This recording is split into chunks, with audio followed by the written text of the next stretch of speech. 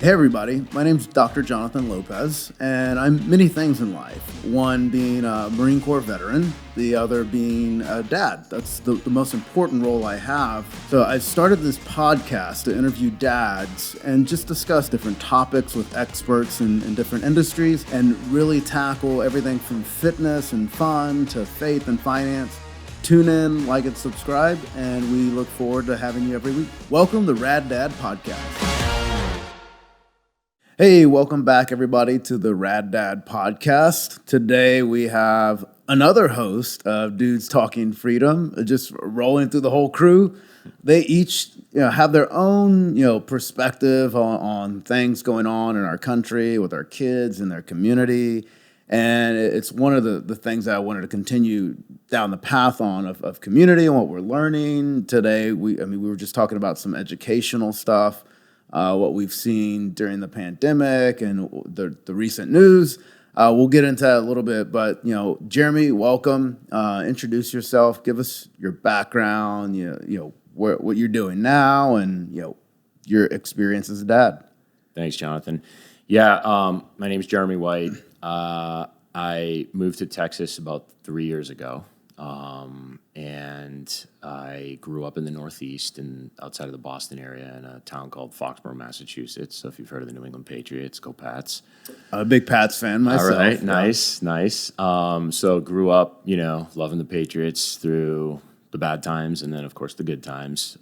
Went to school up there, went to a business school, Bentley College, now Bentley University. They've changed it, I think 5-6 years ago.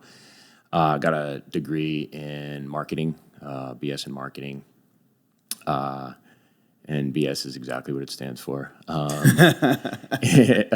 So I'm a sales guy. I started my career out of college up in the Northeast, and initially, when I look back and think about why I got into sales, there's one movie that really sticks out in my mind, and it's The Secret of My Success with Michael J. Fox. I don't know why it does, but I just remember seeing him work his way from the mailroom up to the boardroom, and I was always like, man, I can do that, So I went to a business school because I always was like, I want to be in business. I want to be in advertising, marketing, sales, whatever it is. So ever since I could remember, that's what I wanted to do. Sure. Bentley was my target school. I got in. I went there for 4 years, graduated with BS in marketing. Got into advertising. My first gig out of college, I just thought, retail's cool. Let me get into the retail space. And then I went through one Christmas season and said, this isn't happening again. So a friend of mine was working at an advertising firm. Actually, it was the parent company of Monster.com back in the late 90s. Okay. So if you remember Monster.com. I do. They were known for all of their Super Bowl commercials. Yeah, so that first Super Bowl commercial happened while I was working there, right? And so it was great times. I worked for the parent company. We did a lot of recruitment, advertisement, placement. I was managing multi-million-dollar, big company HR department recruitment ad campaigns, and we would place them both in print and then obviously through Monster.com. And after about a 4-year stint, the dot-com bubble burst. People started peeling back their recruitment budgets. They weren't hiring as much. People were actually laying off.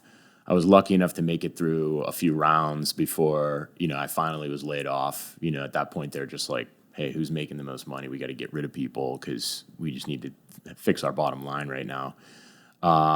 That's where I met my wife. My wife and I, the company I worked for bought the company she worked for. We merged offices. That's how we met.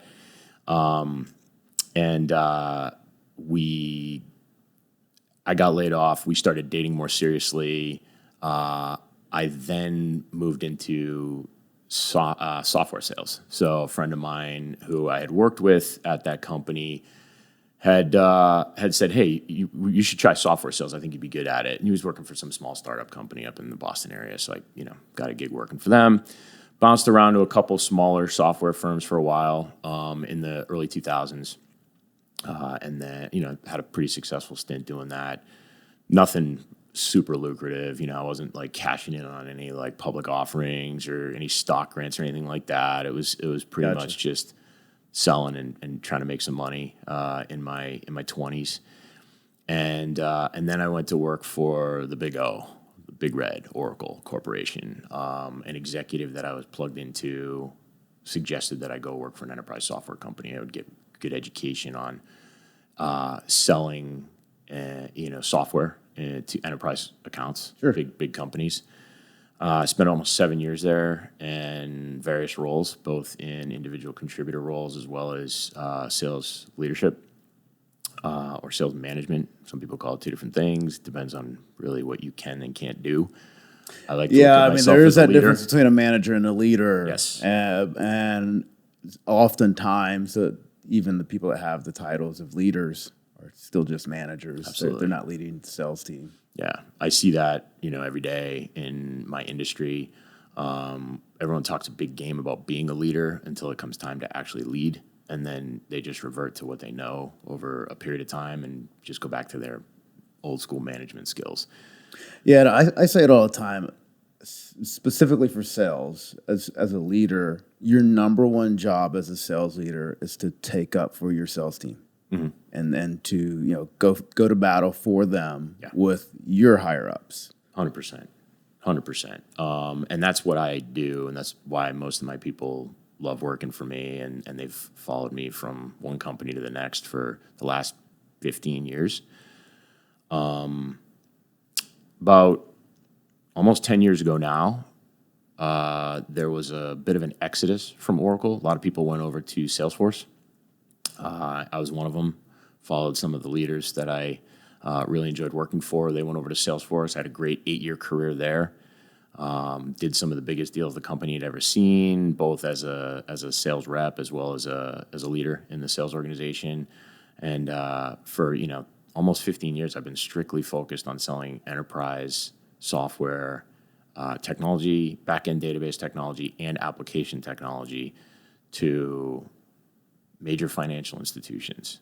So I've learned a lot about the banking system, more so than insurance. Lately, I've started to dabble a little bit more in the insurance space, and learning a little bit more about that. And most recently, I was recruited to go to a small IPO. It's a process mining company.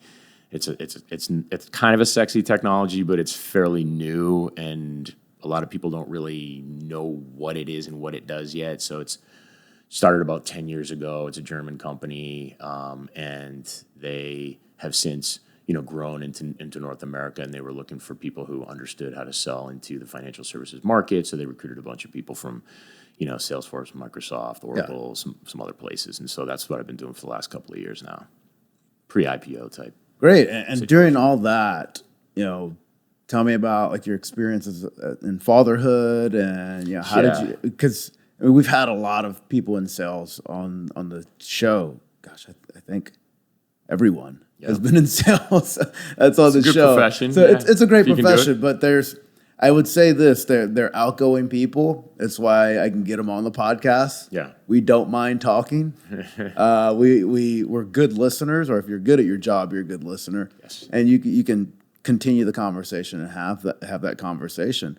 And I've seen it transfer over to being a dad. Mm-hmm. And hey, here's how I look at the world, the perspective of a salesman, and here's how I want to treat my kids. I want to reward them for achieving goals. I want them to be motivated.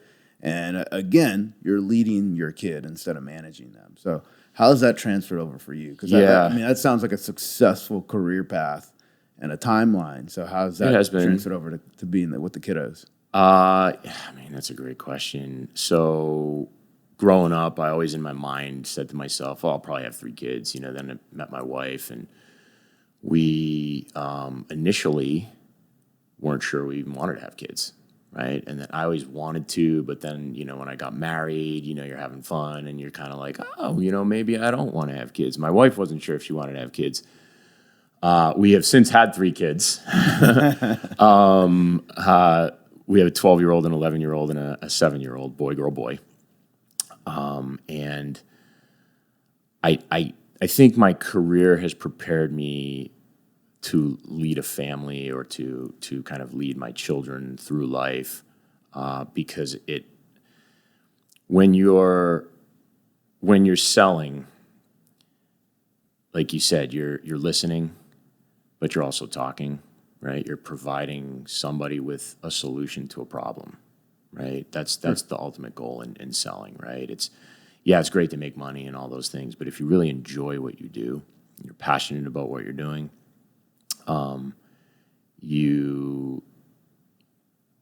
you're solving a problem for the person on the other side of the table.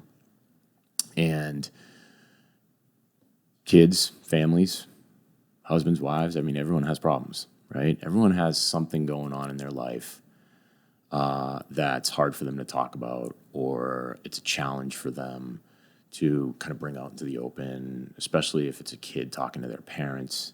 You know, oftentimes they're not sure how their parents are going to react. They're worried. They haven't had a conversation like that before.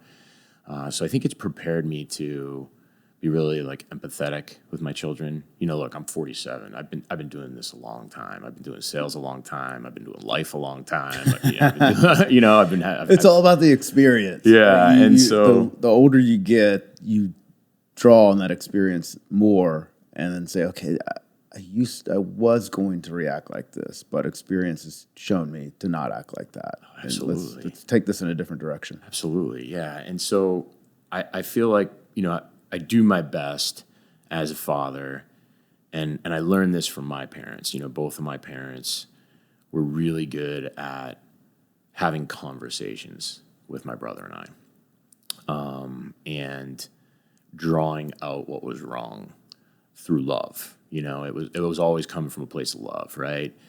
If your kids know you love them and you have their best interests at heart and you're always saying you love them, you know, I don't ever go to sleep at night, or I don't ever let my kids go to sleep at night if I'm home. You know, if I'm traveling, it's tough because, you know, it's sometimes different time zones and things like that. And oftentimes I might go 24 hours without having a conversation with my kids.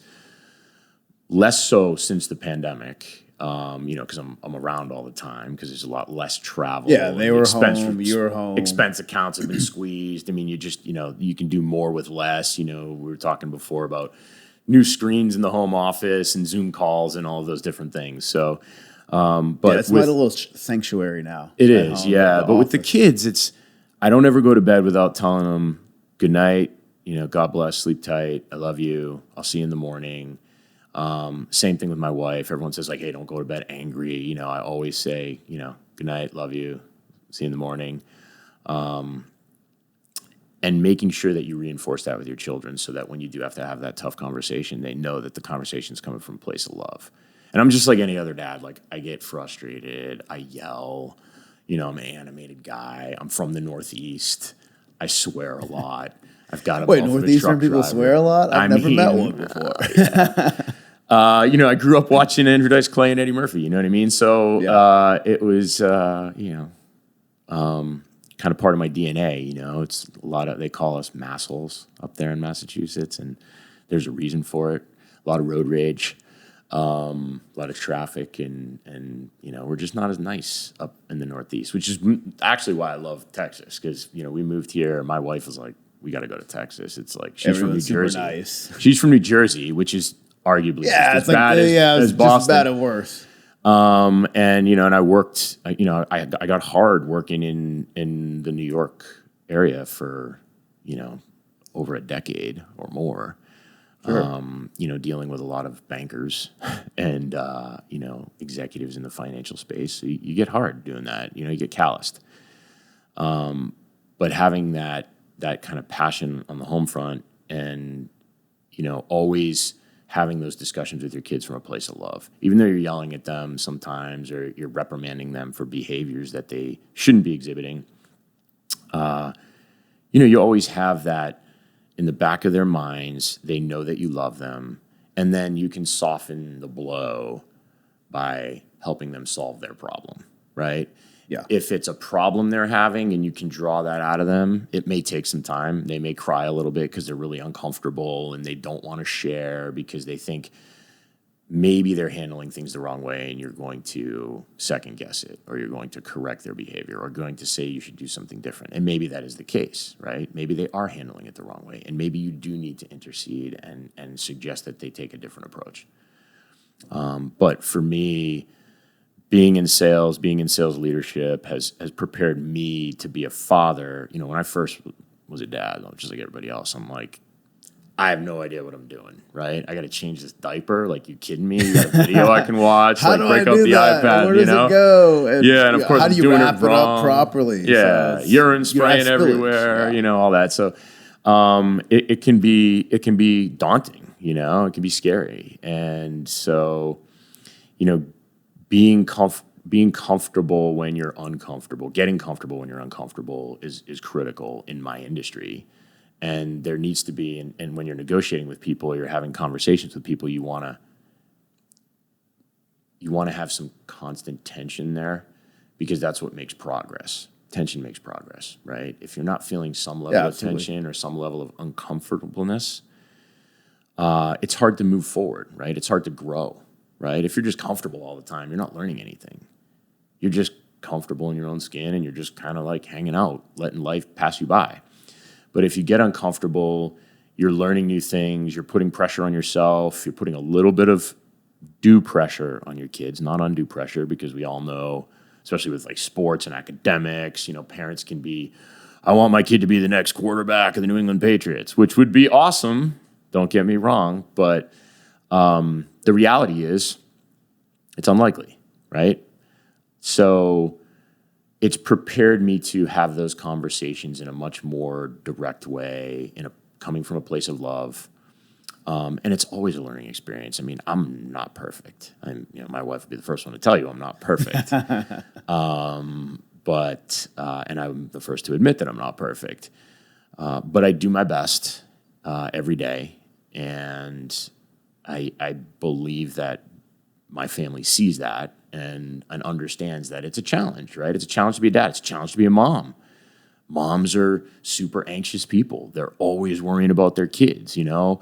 They're always worried about whether or not their kids are going to do well in school, or, you know, have good quality friends in their lives and not get into trouble, not get into fights, you know? And now with like phones and texts and all this other stuff, it's like becomes progressively harder to do that in today's day and age. The amount of conversations I have to have with my son at home usually stem from influence of children at school. So whether it's a friend, you know, showing him a TikTok or, you know, saying something, I'll look and be like, where the hell did you hear that from? I don't say it. Your mom doesn't say it. Like, oh, a kid at school. And I'm like, no, here's why we don't say that. Here's why we don't talk like that. Here's why we don't do that stuff at my house or your mom's house. So let's nip this in the bud right now before it becomes a habit. And I mean, I had a conversation with him Monday night. So I coach his hockey team. Mm-hmm. And it's difficult being a parent, being a coach, when you're that type A person. You want to be the best at everything. And one of my favorite words is work. I know there's work to be done, so I need to get to doing it. And I'd rather work my butt off and be good or be great than work my butt off for the opposite of that. And you know, I look at it as you're either working to be great or you're just not working, which is the opposite. So it's still work to be horrible. So you have to want to not be better, which is even worse. And I told him a story before the game, like, hey, don't you want to be the best out there on the ice? If the puck gets taken from you, like you sprint your little butt after that puck and you stop that guy from scoring, or girl, it's co-ed. Or, you know, if you're playing offense, trying to score, like just battling. And that's what I love so much about hockey, is it's a battle on every end of the ice, every part of the ice. Very physical. It's a battle. You have to want that puck to take it. And I was telling him a story about the best business person I've ever met. Like, hardest worker, you know, smart, and everything that this person has done, like, they conquered. And, you know, they made an impact, a lasting impact, and then would move on to the next thing and do the same thing.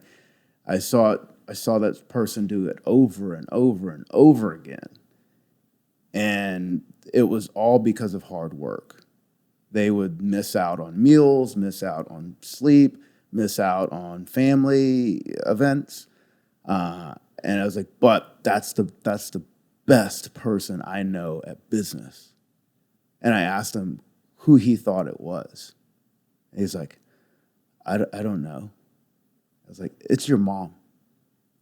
I was like, she's the hardest freaking worker I've ever met. The biggest business. That right? Yeah, I was like, the best business person I've ever met. I was like, and she's your mom.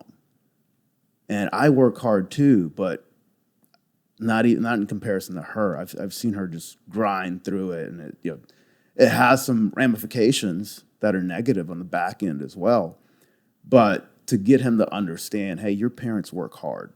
You don't have to worry about your lights being turned off, where your next meal comes from, the transportation to get you to school and all the events. I mean, ice hockey is one of the most, if not the most expensive sport to play. So, early morning practices, letting him equipment, know ice time, all that. Let him know how well he has it and how good he has it. And say, hey, but all that comes from hard work. Mm-hmm. Sales just don't magically appear on my desk or my email box. Nope. You have to work and you have to know what it is that you're doing. And I've been trying to teach him the difference between confidence and cockiness. Right now, he has a lot of cockiness, and cockiness is just confidence without the knowledge. Mm-hmm. So like he doesn't have the knowledge yet to be confident, and it shows. On the ice, it shows. Got a progress report yesterday, and how old is he? He's 9. Okay, and I remember being 9, 10 years old when it clicked like that for me with baseball, and I just fell in love with it. I'd wake up early, practice. I'd practice at home. I'd practice on the weekends and wake up early. I loved it. And I think kids nowadays are pulled in so many directions with so many different topics. And that could be sports, that could be TikTok, YouTube, whatever, pulls their attention, grabs their attention. And that's why they have an inability to focus. And it's why, before the podcast, we were talking about some things that are going on in the educational realm. Me reading a New York Times article this morning that we lost 2 decades worth of progress during the pandemic in reading and in math. Yeah. That's going to have a generational impact. Oh, yeah. 20 years worth? Yeah, 20 plus years worth of an impact. And it's weird. I remember growing up in the educational system and always hearing about this race against China and other countries to be more educated. And unfortunately, it was go to college, go to college, go to college. And that's why we're in the mess that we're in with student debt. But it's, applying what you learn to make the U.S. a better place, make the world a better place. And granted, it takes sales guys like ourselves to sell those ideas. Mm-hmm. But it's at the end of the day, it's still hard work. So it's working hard and at math and reading. Those are the 2 lowest grades of my son's on his progress report. And I was like, why are they low? Sometimes I don't understand it when it's my turn to do the math problem on my sheet of paper. Yeah. The curriculum was flawed. Yeah, and I'm like, well, ask a question. Yeah, right. That's how I've gotten through life. That's how I learn, is just ask questions. I think the main difference is your generation, my generation, has been taught to think critically and look at that problem, like in our jobs, and try to find a solution. Yeah. Some of us are taught, some of us are not. Yeah, some of us learned it along the way. Yeah, some of us paid attention, some of us didn't pay attention. I'd say half of us don't think critically. I would say half of our generation don't think critically enough, which is why we're in the mess we're in. I would say it's more than that. Yeah, probably. It's more than that, where it's just, if you can't hit the easy button, you actually have to think about it. Mm-hmm. And I had an uncle, I think I brought this up on the podcast before, or maybe in a different conversation. My uncle was a Marine gunnery sergeant, so hardcore, no frills, no BS, and would teach me things in a different manner than how my dad would teach me. And he would say, look at it, figure it out. You have to be smarter than the object that you're working on. which at times was a car. Like, you have to be smarter than that motor. You have to be smarter than that tire. It's an inanimate object. You have a brain. Figure it out.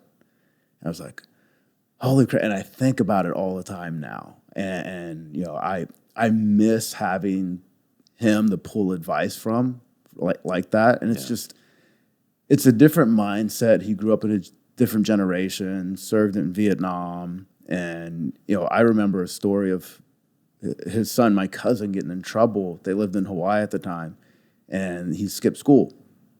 And he got called, and he went down to the principal's office and then met his son at school because his son was coming back to school to get on the bus. And he's like, I already talked to your principal. I know you skipped school today, and I already have your punishment for you. And they've agreed to allow me to do this. And he's like, well, what is it? And he's like, you and your buddy Clifton are going to cut their grass. The school's grass. The school's grass. That's amazing. And he goes, oh, okay. Then he hands him 2 sets of scissors. Oh, my goodness. And he made him cut the grass. He made him cut the grass with scissors. Wow. And he's just like, this will teach you to never skip school again. Oh, yeah. Pain is a great teacher. School. Yeah, he's like, you don't teach school. You don't skip school to go and surf all day and then come back like nothing happened. Yeah. I was like, wow. I was like, I don't think I'm going to skip school now. Nope. And I don't even have, waves to go catch in the ocean. Like, they would never let him enforce that punishment today, though. No, they Not a single consider school it child in the country. abuse Exactly. today. And it's just like, well, you let them cut things inside the school, so why can't they cut the grass? And, like I could have my kids cut my grass at home with a pair of scissors if I wanted to punish them. So what's the difference between cutting my grass at home with a pair of scissors and cutting it, what are you going to arrest me for child abuse because my son is being punished and his punishment is to cut the grass with a pair of scissors? Yeah, if it was out in the heat that we had like 3 weeks ago, yeah, then it's child abuse. Different story. But it's a different story. But it's 85 degrees out. Like when I was a kid and I got in trouble, I was scrubbing tile and grout with a toothbrush. You know what I mean? Yeah. Like, hey, go clean the shower. Your punishment is to clean the bathroom. You're going to help out around here. That's your punishment. And you're not going to get paid for it. You're just going to do it because we need it done. And, like I said, pain's a good teacher. That's painful for a 9-year-old, a 10-year-old, even a teenager. What teenager wants to be scrubbing tile and grout with a toothbrush? Well, and it's painful for the parent as well. Yeah. We don't want to enforce and we these, do a terrible penalties. job of it too. It's like, just, well, you think of it in your head. Well, what do they not like to do? Maybe I should make them do that. Yeah. Clean your room, scrub the grout, scrub your bathroom. No one really likes to do that. You have to do it though. But it's a good teacher. It's a good teacher as well. It teaches discipline to clean your bathroom, clean your toilet, and it's stuff like that I grew up doing. Like that was just part of my chore list. I didn't get paid for it. I didn't get an allowance. Yeah. It wasn't punishment. I just had to do it. See, I got an allowance, but I had to do a lot of that stuff, right? Clean up the dog poop in the yard, mow the lawn, help with unloading and loading the dishwasher, feeding the dogs, cleaning my room, like all of those kind of things.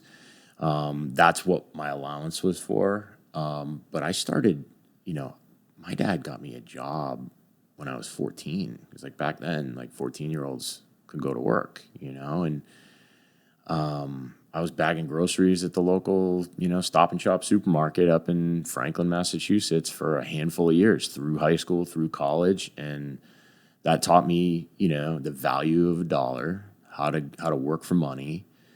It taught me about taxes. But I think it made me a better, because my dad would always explain to me, hey, look, like all of this work that you do at the end of the day are things that you're going to be doing your whole life, right? Like if you have a dog when you get older, you're going to have to clean up the dog poop, right? If you have a house or an apartment or whatever you live in when you get older, you're going to have to clean it. Or you're going to have to pay someone to clean it. And if you want to pay someone to clean it, you have to work harder to make the money to pay someone to clean it, right? So I've been working since I was 14, like actually working for a paycheck since I was 14. Same. I took summer jobs. I didn't work during the school year, but I was an umpire for Little League baseball. Okay, yeah. So getting the calls correct, Oh, yeah. taking criticism from At that age, it's overzealous not fun. parents was different. But it taught me how to be firm in my decision, how to debate, not how to argue, how to debate, to say, no, this was the proper call per the rule book. You may have had a different perspective, a different point of view because of where you're standing at. But where I stand right here, this is what it looked like to me. Yeah. You're lucky it was back then and not these days, because these days you got coaches, parents getting shot on the field.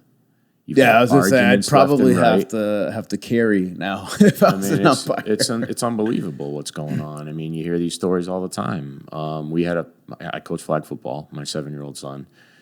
You were talking earlier about your son kind of getting that confidence. My youngest son is an extremely good athlete.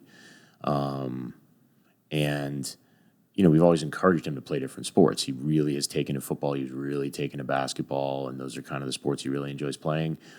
And so, a buddy of mine and his son, who is friends with my son, we decided this year we were going to coach a flag football team together. And so, for the past couple of years, he's been real hesitant on the field, right? Just didn't have that confidence. Has the skill, doesn't have the confidence. We try to put him at quarterback, running back, wide receiver, all these different positions, and he can play them all. But he'd go out there and he'd be like, I don't want to do it. I don't want to do it. And he'd clamp up and shut down. But this year, he's kind of made that transition, and he's gained that confidence in his skill set. And they've had a few good games. We're 3-0, and he's getting more and more confidence every single time he plays. And he's able to run the ball now and take the ball as a running back, no problems, right? Not worried, not panicking. He just gets in the huddle, knows the play, goes and he executes on the play. And whatever position, we put in. And a lot of these kids at that age, they're starting to gain that level of confidence. The ones who've been playing for a couple of years. The ones who haven't, they're just getting their feet wet. Sure. In the sport. But it's great to watch. And, it's another kind of like, we talk about sales leadership or just leadership in general. Part of being a good leader is being able to coach your people and provide them with guidance. And so I look at that as, I can coach adults and I can coach kids. And I feel like I'm pretty good at both. People tell me I'm pretty good at both. And enough so that they wanted me to go coach a team, right? Exactly. And I've been coaching, since my kids were young. Like my oldest is 12. I coached his travel soccer team and his rec soccer teams up in New Jersey when we lived there for 8 years prior to moving to Texas a few years ago. And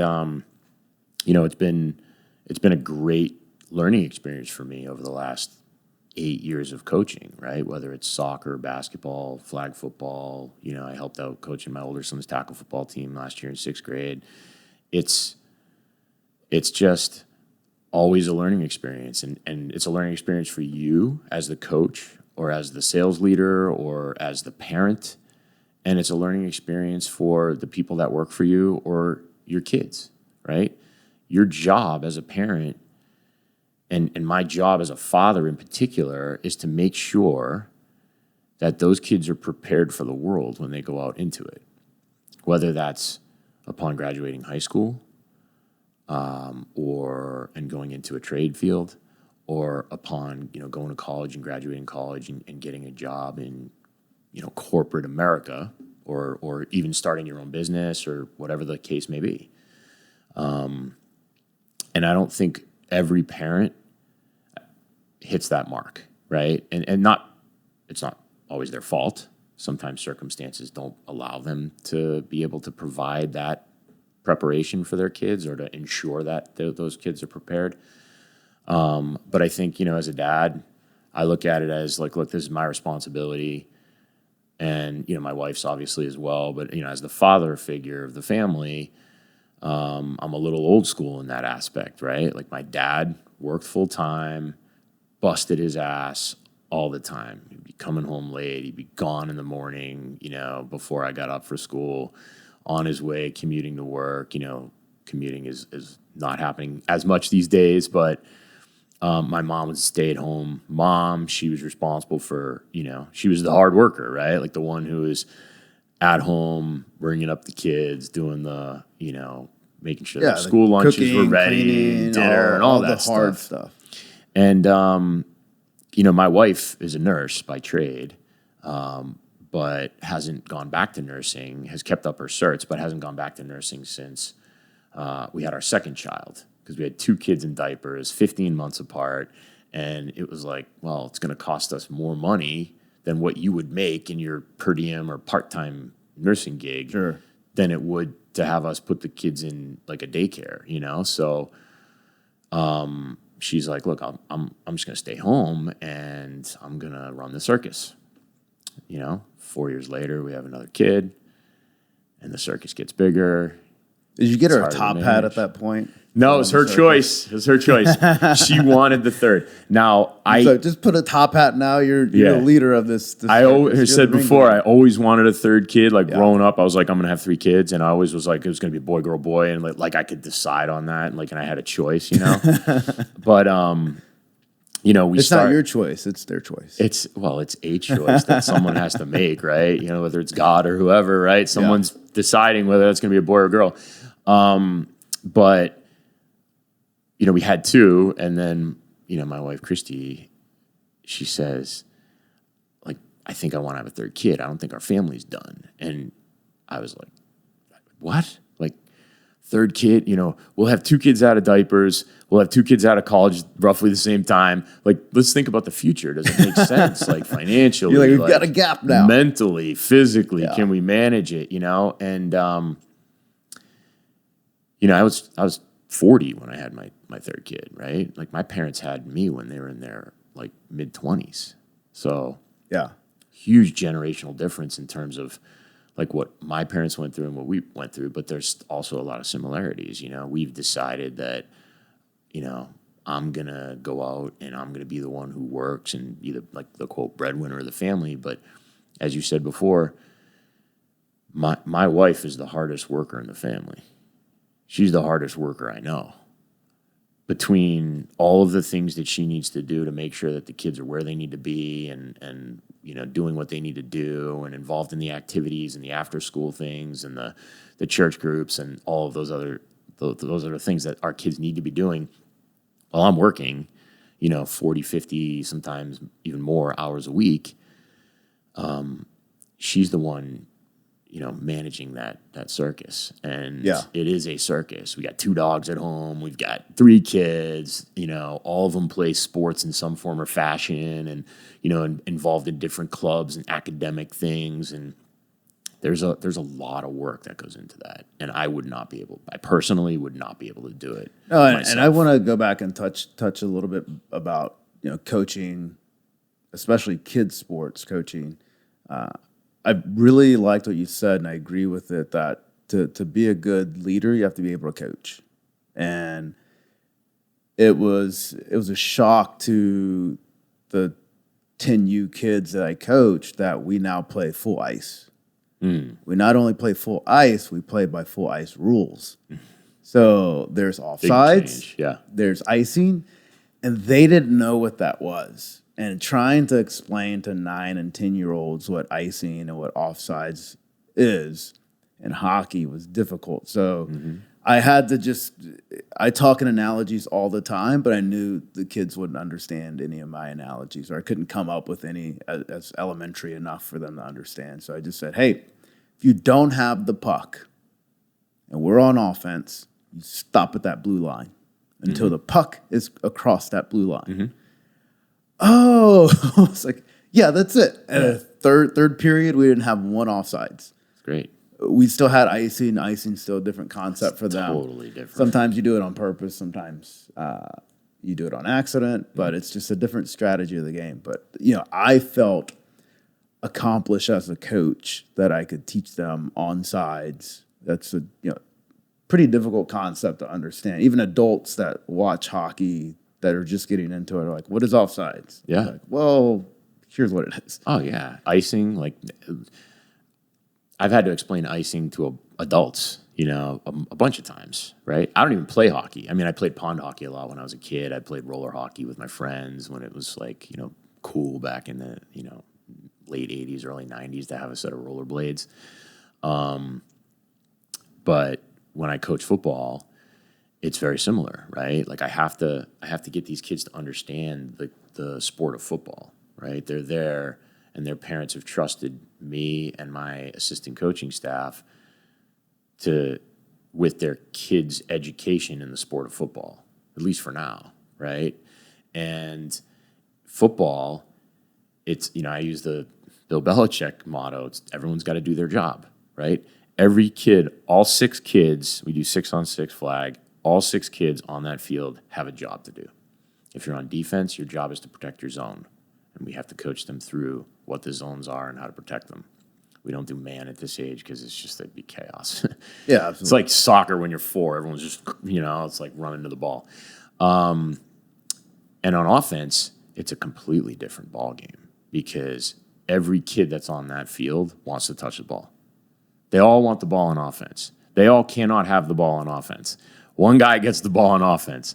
So they all have to understand the concept of teamwork in addition to going out and executing your job as part of the bigger picture. If you go out and you do the job we're asking you to do in the position we're asking you to play on offense, you may just be running routes all day, but you're distracting the defense away from the ball. So That's your job.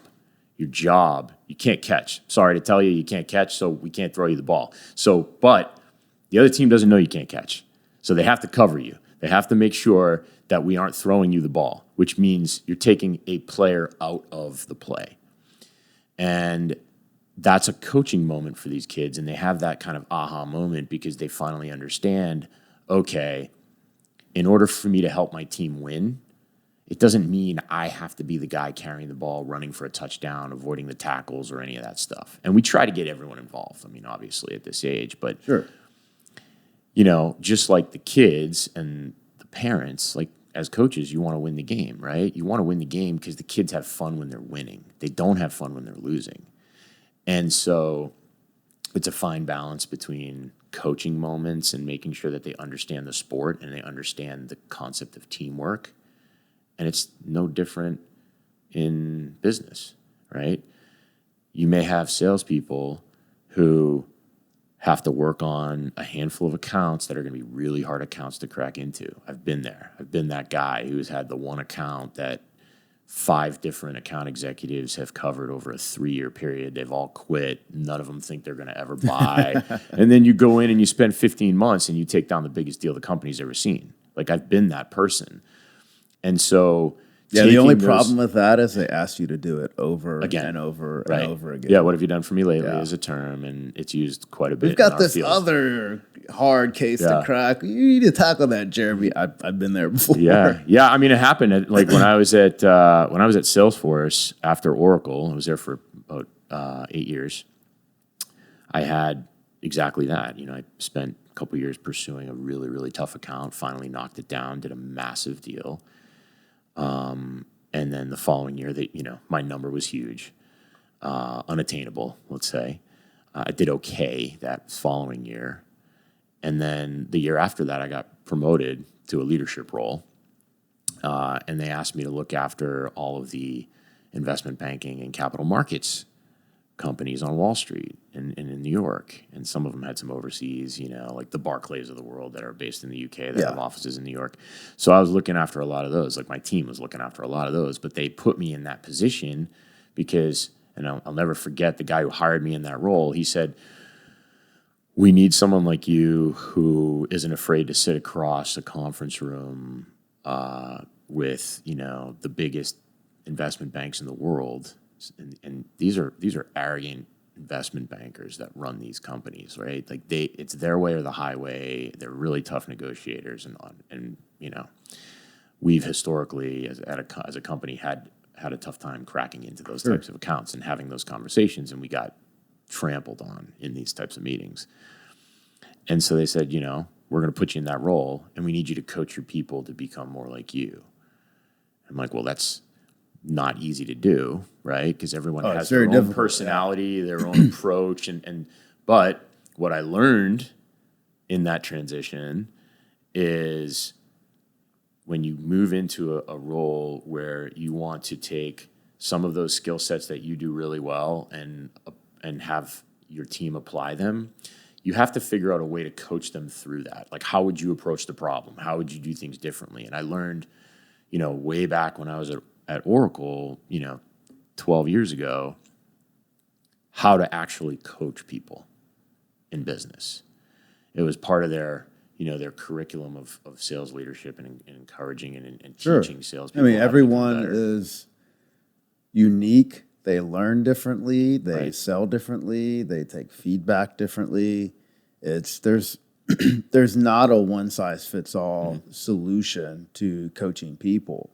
And even coaching my son's hockey team, I told the parents and the kids that were in the room, when we have team practice, that's time for us to get better as a team.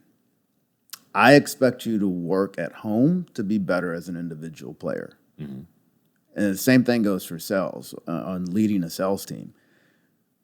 Our team is only as good as each individual added up together. So if you're not working to get better in your territory, then you're going to leave the whole team at a disadvantage because we're not going to hit goal because you're not working hard on your own to get better and learn from someone like you or someone like myself. Hey, how are you making more sales? What are you talking about?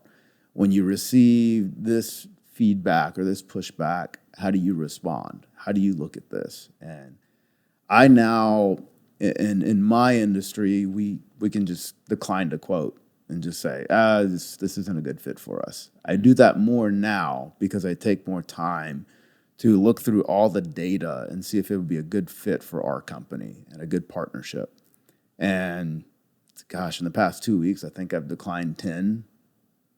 It's a nice problem to have. Yeah, it's just like, they're not a good fit. Or the data shows me that we're not going to be able to, get stop loss for this company. It's difficult. It's smaller. They've got some problems. So it's being able to look at it and then start looking at it quicker because you have that experience to pull back on. Oh yeah, and it's better. And you can take all the data in the world, but if you're not pulling from your experience as well, you're going to go down the same path that you've always gone down with the same results that you've always received. So it's just a different path, different kind of mindset. The older you get, especially the more time you spend in sales, you see things differently.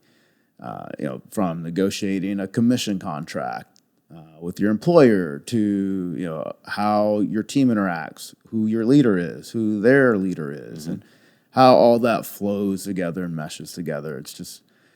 It's difficult to kind of filter through the older you get, and you kind of take less BS, and you're like, I don't want to do that. Yeah. No, thank you.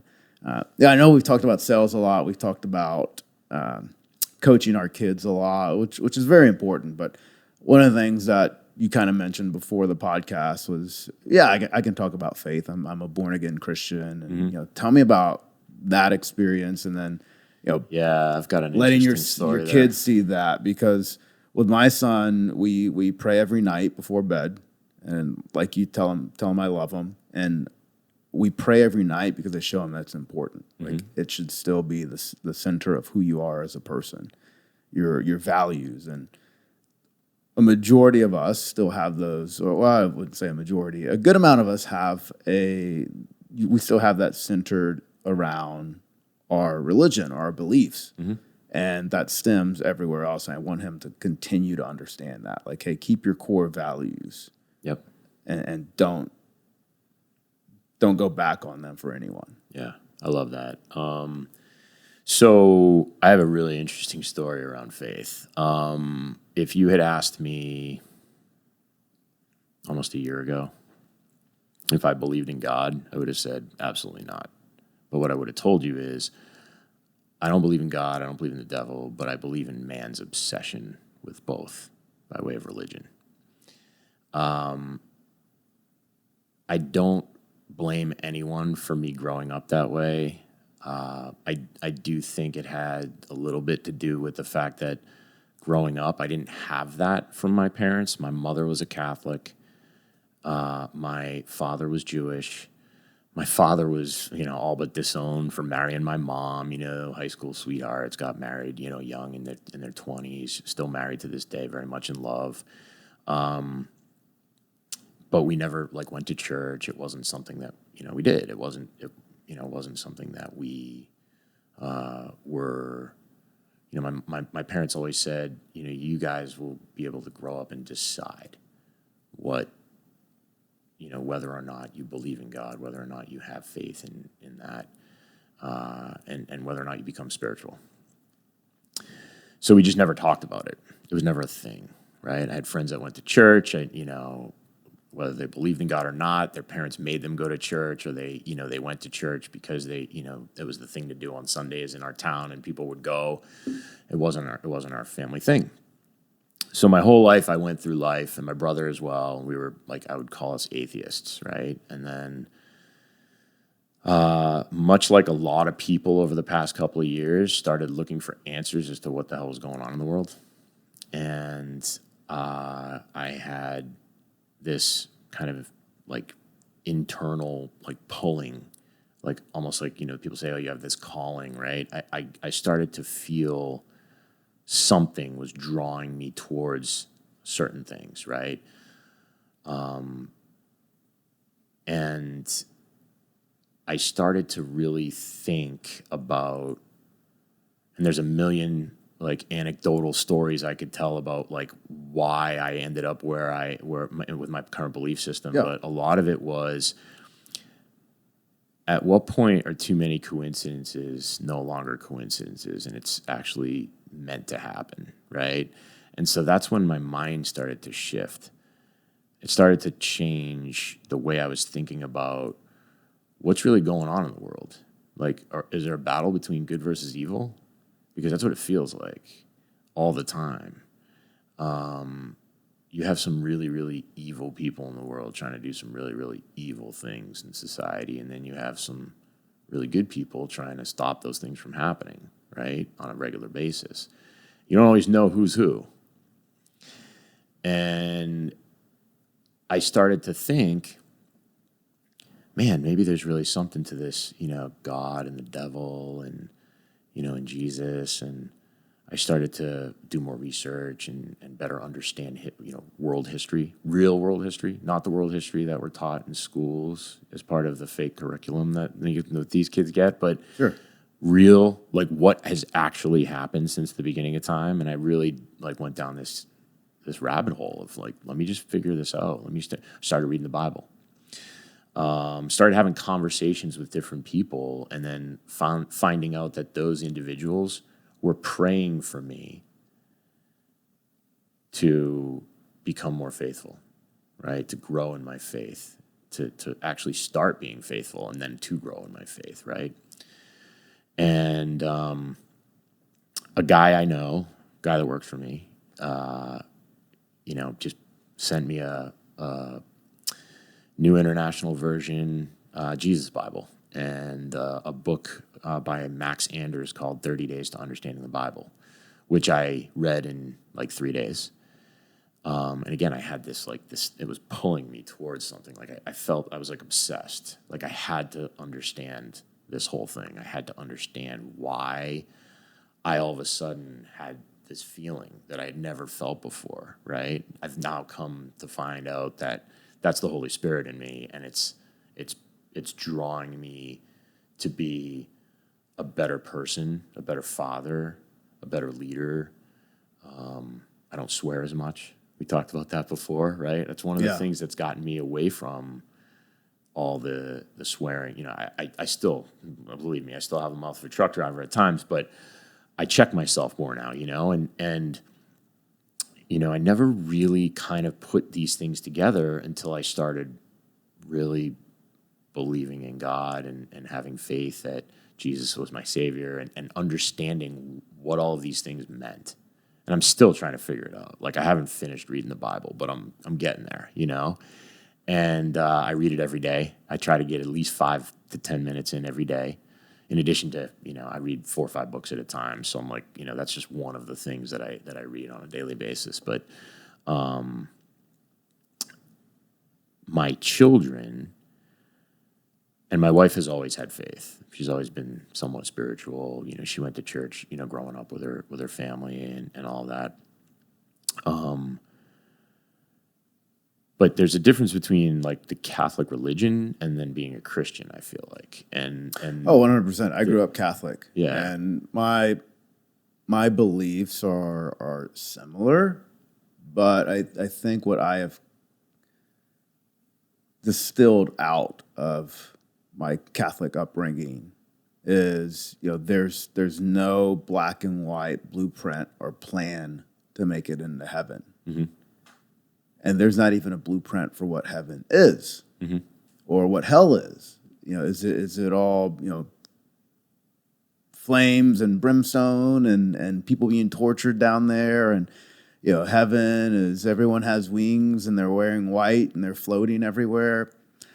I don't know, mm-hmm. but I don't think that's what it is. I honestly think if I had to deduce it and give an actual answer to what heaven is, I think heaven is after you die, you get to relive your best moments of your life. That'd be nice.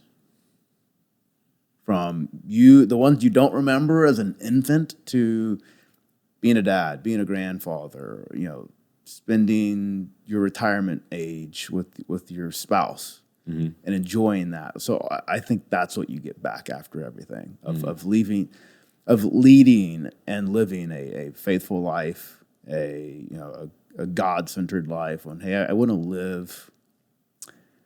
I guess at the end of the day, I want to live to where my son or kid is proud of me. And I would say that would equate to a good Christian core. Yeah. Yeah, I would agree with that. I haven't really formulated my perspective yet on what heaven is, you know, what the afterlife is, if you will. You know, hell could be as shitty as, you know, Sisyphus or whatever, the guy from the Greek, you know, mythology who just pushed a rock up a hill all the way up a hill, and then only to find it roll back down, and he'd had to push it back up again for all eternity. That would suck. And so that could be considered hellish for just about anyone. But when it comes to things like prayer, I'm still kind of fumbling my way through that because I'm new to it. You know, when you go 46 years of your life not believing that there's God or the devil, and it's all just, you know, a way for people to, you know, a way for religious, you know, affiliations to make money. And, you know, that's kind of what my perspective was on it all. Because it seemed to me like organized religion was just a way to make money. It was a business, right? Until I felt something, right? And then when I felt something, I started to really try to understand it more. And I started, the other thing I noticed is I started to connect randomly with people that were extremely spiritual and had either maybe recently been through similar experiences, unbeknownst to me, right, before I had reached out to them. In some cases, I knew a little bit about them, and I said, hey, I'd like to meet this person and have that conversation. But I've been brought together by so many like-minded people in the past 6 months or 8 months or so since I've started on this kind of this own personal journey of mine, this spiritual journey of mine. And so I'm learning as I go, right? It's like I always tell people, I'm learning how to drive the bus as I'm building it. And my kids, because, you know, my oldest son came up to us, came to my wife. We send them to Sky Ranch Christian Camp in the summer for a week. And this year was the first year all three of them were gone for a week, which was great. My wife and I went down to San Antonio. We had a little, you know, I was just about to ask, what kind of vacation did you go nice. on? I mean, we went to a nice resort down there and really got to enjoy ourselves with no kids for a few days. But my kids all went to and they do Bible study and all these different things. And my two oldest had gone last year, and then my youngest went this year for the first time. And they all came back having grown in their faith. Their counselors were all, really excited about like what they had gone through and experienced with our kids. And my oldest son came to my wife one day and said, "Hey, can we start going to church on Sundays?" Now, we haven't started going to church on Sundays yet because I was always the one who joked around like, I don't think I can be in your wedding because I feel like the second I'm going to step foot in the church, I'm going to burst into flames, because I'm a sinner, right? I was a bad guy. And, I just did a lot of that, like, I sinned, my whole life. Like I was a sinner. And well, we all sin. Yeah, we all do. But I mean, I did a lot of sinning. And like now it's not nearly as much, and then of course when you're in sales, it's like, you lie for a living, like that's what everyone thinks, right? So it's been an interesting journey for me. If you're bad at sales, you lie a lot. Yeah, a lot of people lie a lot just to get the deal, right? And get the, and so it's creative storytelling is what I tell people, right? In some cases. Yeah, I tell people I'm a storyteller. Yeah, you have to tell stories because that people buy things when they hear a good story about it, right? They don't buy things if they hear bad things about something. Like if you read bad reviews on Amazon about a product, probably not going to buy it. But if you see a bunch of good reviews, you're probably like, I want one of these, and everyone's saying how great they are, so add to cart, But the prayer thing's new to me, and I try to pray every day. I don't always get down on my knees and pray to God or Jesus, but I talk to them a lot, which, is really my understanding of prayer is more. I've always said it's a personal relationship. Relationship. It's not anything that needs to be super formal. It's just, hey, he's always around, so you can talk to him at any time. Right. It's like open access. Like you're always connected to him. So and that's what I tell my kids, and I think they all pray. I bought them all Bibles. Their Bibles that they were doing Bible study with at camp kind of were like ruined and like beat up, and they were paperback. So I got them all nice ones. When they came back, and my son said, hey, can we start going to church? And he does some youth groups at one of the local churches near where we live. And, my daughter hasn't been like, oh, hey, can we go to church? Can we go to church? But I know she's faithful because she has exhibited those personality traits, and she says she prays and she still reads the Bible, and then my youngest son, he's always asking me about God. He's always asking me about Jesus. So I know that he's curious, and he, sees, they see me read the Bible every day. Like, I walk around with this thing. First thing I do, I take it off my nightstand in the morning. When I go out, let the dogs out, I put it on the kitchen counter. And, so I remember to read it later in the day. I may make sure to grab 5 minutes or 10 minutes. And if I don't, I'll, bring it to bed and I'll read for 5-10 minutes before I fall asleep at night. Put it on my nightstand. It sits on my nightstand every single night. But that's the next step for me. It's like, okay, like I want to be more of a part of a church community, but I also am not sure that actually physically going to a church is necessary for that. It's a journey. So if you get there, you decide you want to jump into a church community, great. If not, it's still your own personal journey. Right. So you're great. But we're coming up on time. Yeah. So I just want to ask you a question I always end with. Sure. Which is, if there's one thing you want your kids to know, what is it? Man, there's just so many things I'd want them to know, but if I just had to pick one thing for my kids to know before I pass, whenever that might be, hopefully it's a very, very long time from now, is that I love them and that I would do anything for them. Like my father would for me.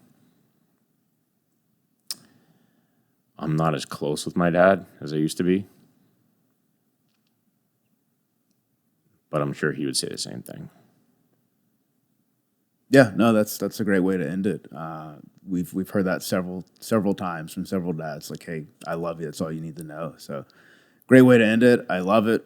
Great story. Great talking to you. Likewise. Everyone else, we look forward to joining you on the next episode. And just subscribe so you get a notification every time a new episode comes out. And listen to the Dudes Talking Freedom podcast. It's pretty awesome. You get to find out different things going around in the Prosper area, and then just everything going on in America right now. So, hey, thanks for joining, Jeremy. Thanks for having me. See you guys next time. Thank you. Thanks. Thanks for joining Rad Dad Podcast, everyone. Please like and subscribe, and we'll see you on the next episode.